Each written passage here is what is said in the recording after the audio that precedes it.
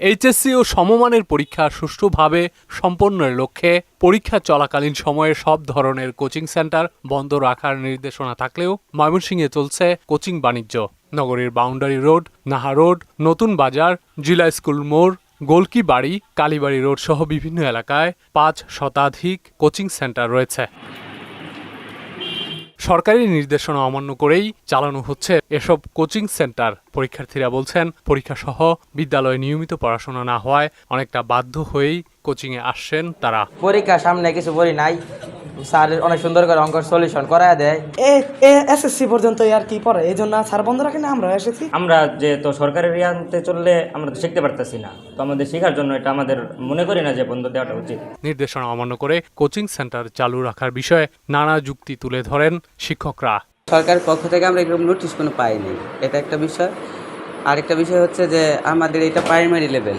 SSC পরীক্ষার সাথে আমার কোনো সম্পর্ক আছে না, ইন্টারমিডিয়েটের সাথে আমার কোনো সম্পর্ক আছে? সরকারি আইন মানতেছি, আমার প্রতিষ্ঠান বন্ধ, জাস্ট ওরা খাতে নিয়ে চলে যাবে, ওদের স্কুলে হাফ ইয়ারলি পরীক্ষা। সুদবিহীন ব্যাংকিংয়ে আত্মশুদ্ধির পথ এনআরবিসি ব্যাংকের ইসলামিক ব্যাংকিং আল আমিন।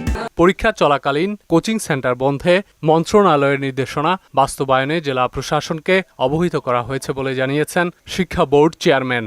সুস্পষ্ট নির্দেশনা দেওয়া আছে যে পরীক্ষা চলাকালীন সময়ে বা পরীক্ষা যতদিন চলবে এই কোচিং সেন্টার খোলা থাকবে না। এই ব্যাপারটি আসলে আইনশৃঙ্খলা বাহিনী এবং জেলা প্রশাসকের নিয়ন্ত্রণ মনিটরিং করার কথা। কোচিং সেন্টার বন্ধ রাখতে নিয়মিত ভ্রাম্যমাণ আদালত কাজ করছে বলে জানালেন অতিরিক্ত জেলা প্রশাসক। যিনি সরকারের বেতনভুক্ত শিক্ষক, তাকে আইন দ্বারা নিয়ন্ত্রণ করা যায়। সেই ক্ষেত্রে আমাদের কোচিং সেন্টারগুলোর যে নিয়ন্ত্রণের সংশ্লিষ্ট যে আইন আছে, সেই আইন অনুযায়ী আমরা ব্যবস্থা নিব। এইচএসসি পরীক্ষা ঘিরে প্রশ্নপত্র ফাঁস রোধে ২৯ জুন থেকে ১১ আগস্ট পর্যন্ত সব ধরনের কোচিং সেন্টার বন্ধ রাখার নির্দেশনা দিয়েছে সরকার। তানজিদ ভুইয়া, মোহনা সংবাদ।